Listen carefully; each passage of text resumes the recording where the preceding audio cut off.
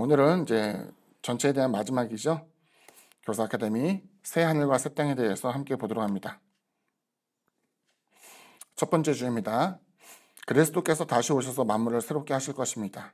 또 내가 새 하늘과 새 땅을 보니 처음 하늘과 처음 땅이 없어졌고 바다도 다시 있지 않더라.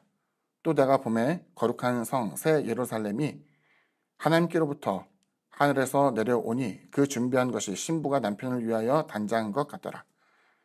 내가 들으니 보좌에서 큰 음성이 나서 이르되 보라, 하나님의 장막에 사람들과 함께 있음에 하나님이 그들과 함께 계시리니 그들은 하나님의 백성이 되고 하나님은 친히 그들과 함께 계셔서 모든 눈물을 그 눈에서 닦아주시니 다시는 사망이 없고 애통하는 것이나 곡하는 것이나 아픈 것이 다시 있지 아니하리니 처음 것들이 다 지나갔음이로라. 보좌에 앉으신 이가 이르시되 보라, 내가 만물을 새롭게 하노라 하시고 또 이르시되 이 말은 신실하고 참되니 기록하라 하시고. 두 번째 주입니다. 그리스도께서 믿는 사람과 믿지 않는 사람들을 나누실 것입니다. 본문이 이제 서로 떨어져 있는데 두 개의 본문을 읽어드립니다. 또 내게 말씀하시되 이루었도다. 나는 알파와 오메가요 처음과 마지막이라. 내가 생명수 샘물을 목마른 자에게 값없이 주리니 이기는 자는 이것을 상속으로 받으리라.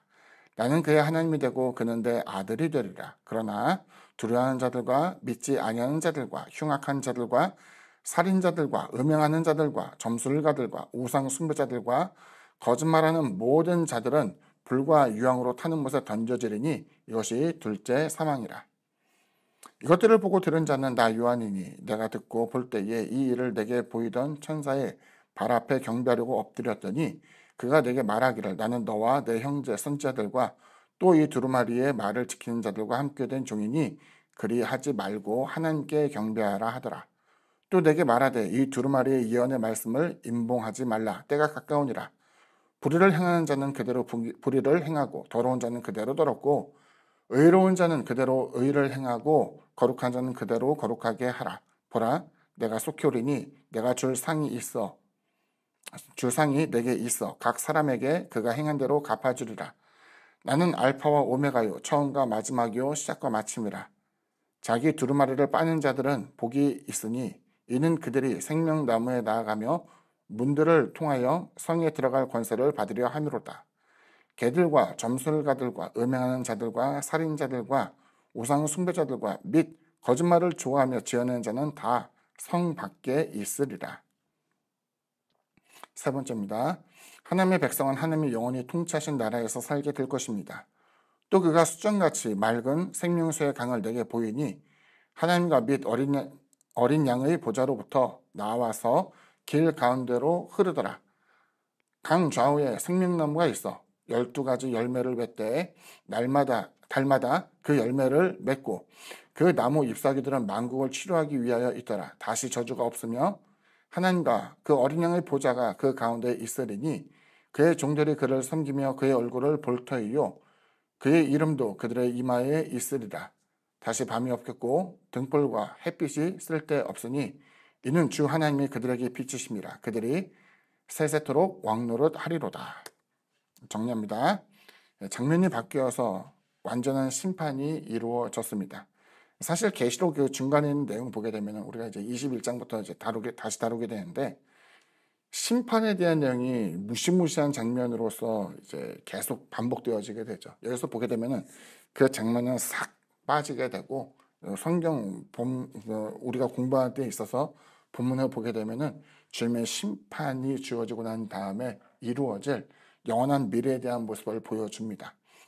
여기서 이제 약간의 의도가 있을 수 있겠죠. 그래서 휴거라고 이야기할 때, 주님의 재림에 대해서 이야기할 때에 휴거가 되어서 교회는 환란을 통과하지 않는다라는 같은 견해에 따른 것으로 아마도 보입니다. 물론 그렇다고 해서 그 사이에는 여러 가지 본문에 대한 것을 우리가 알지 않아도 된다는 뜻은 아니에요. 다만 여기서 보게 되면은 그 사이사이는 여러 가지 사건에 대한 것은 그 당시 시대에 따라서 많은 해석이 주어졌기 때문에 그 의미는 계속 바뀔 수 있어요. 그 의미가 바뀐다고 해가지고 그것이 이거는 자기적인 사람의 말인가 보다 라고 하는 것이 아니라 항상 하나님의 심판은 임박하다라는 그 당시 사람들의 긴장감이 유지되도록 하는 것이 그 내용의 충실하다고 생각이 되고요. 오히려 그 이후에 있을 하나님의 영원한 나라가 도래했을 때는 무엇이 주님께서 하고자 하는 내용인지에 대해서 우리가 좀 알아볼 필요가 있겠죠. 여기서 보게 되면 영원한 소망으로서의 새로운 하늘 또 새로운 땅에 대한 모습을 한번 보도록 합니다. 여기 보게 되면은 새 예루살렘이 하늘로부터 임합니다. 여기 보게 되면 전적으로 부정되는 게 있죠. 예루살렘? 그 당시만 하더라도 이제 요한의 나이가 90세라고 했잖아요. 90세. 90세가 넘어갔다고 했을 때는 아마도 이 사람은 예루살렘이 멸망한 것을 목격했을 거예요. 그러니까 주님의 공생에 대해서 떠올리게 된다면은 주님이 공생의 가운데 하셨던 말씀이 성전을 정화시키며 이 성전을 무너뜨려라. 내가 사흘 만에 다시 세우겠다라고 했는데 주후 70년의 공격으로 인해서 예루살렘이 무너졌기 때문에 이 상태를 보게 되면 예루살렘 자체가 없던 거예요. 그러면 새로운 예루살렘이 어디서부터 성전도 그렇고 폐허가 된 그 예루살렘은 어떻게 이루어지는가를 봤더니 새 예루살렘이 하늘로부터 임할 것이라는 것을 보여주고 있어요. 사람이 만드는 게 아니라 그것은 하나님께서 하늘로부터 임하게 하신 것이다. 또 성전의 개념이 없죠.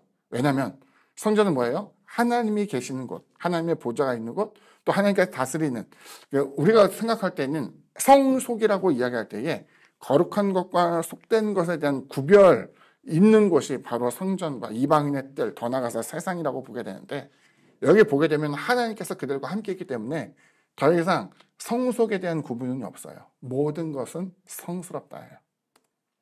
계속해서 주님께서 자신을 소개하는 장면이죠. 알파와 오메가요, 처음과 마지막인 분이 이기는 자에게, 그 주님께서 이기는 자에게 예비된 것을 상속하게 합니다. 생명수에 대한 것은 마치 창세기에 보게 되면은 천지창조 이후에 범죄했을 때에 생명나무의 실과라는 것 언급되게 되는데 그 생명을 주는 생명나무의 실과, 또 여기서 보면은 그것을 오히려 능가한 것처럼 보이게 되는 계속적으로 물이 흐르게 되어서 그 생명이 주어진 것처럼 그 생명수에 대한 모습을 이제 보여주고 있죠.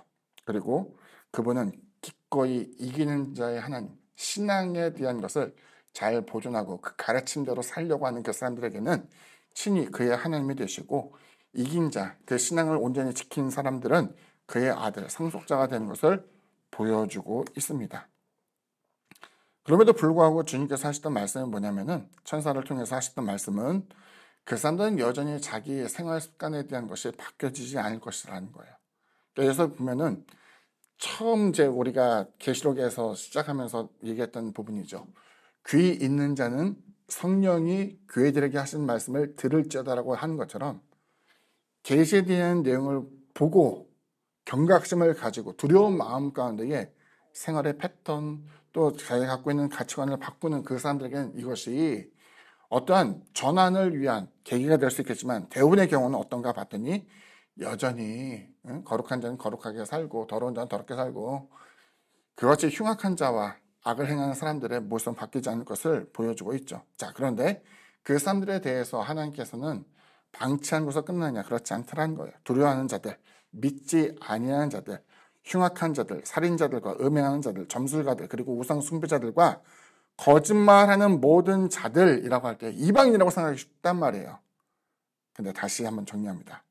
계시록은 그 대상이 7교회에 대해서 이야기하고 있고, 여기에서 강조되는 것은 세상이라기보다도 교회들에게 하시는 말씀이에요. 귀 있는 자들은 성령이 교회들에게 하시는 말씀을 들을지어다 내용에서 교회를 다니면서도 두려워하고 믿지 아니하고 흉악하고 살인하고 음행하고 점술가들, 그리고 우상 숭배자들과 거짓말하는 모든 이들에게 그들에게 불과 유황으로 타는 못에 던져진다는 것을 보여주고 있는 것이죠. 마지막으로 요한에게 이 일을 보이던 천사는 예언에 대해서 인봉하지 말라고 합니다. 이것을 다시 감추지 말아라. 왜? 오픈된 책이 돼야 된다. 오픈된 책이 되면 모든 사람이 보면서 돌이킬 거 아닙니까? 그러지 않는다는 거예요. 결국 사람은 자기의 습관, 자기의 가치관에 따라서 별반 달라지지 않는 삶을 살게 될 것이다. 하지만 이 계시는 곧 이루어질 것을 예고하기 때문에 인봉하지 말라라고 이야기하고, 결국 사람들은 자신의 처신에 따라서 상벌이 주어지게 될 것을 이야기합니다. 성경에 대해서 많은 사람들이 성경, 하나님의 말씀에 대한 것을 갈급했어요. 마치 이제 많은 사람들이 기도하면서 하나님이 나에게 특별한 어떤 메시지를 주기를 원한다라고 이야기하지만, 간혹가다 꿈을 통해서 하나님이 몇 마디의 말씀을 하는 것, 내용으로 보게 되면 너무나 터무니 작은 것임에 틀림이 없어요. 성경은 우리에게 굉장히 방대한 하나님의 여러 말씀들을 우리에게 보여줬어요. 그런데도 불구하고 성경에 대해서 관심을 갖지 않는 것은 좀 이상하다고 여겨질 정도로 오늘날에 있어서 많은 사람들이 성경의 가르침 혹은 그 가치에 대해서 외면하는 경우가 많이 있죠. 성경의 값을 매긴다고 한다면은 하나님에게 우리에게 주신 당신의 뜻을 알 수 있는 유일한 책이라는 것에서는 아주 독보적이지만, 서점에 가게 되면 이것은 몇만 원짜리 책으로 구분이 될 거예요. 그보다 비싼 책들도 많이 있겠죠.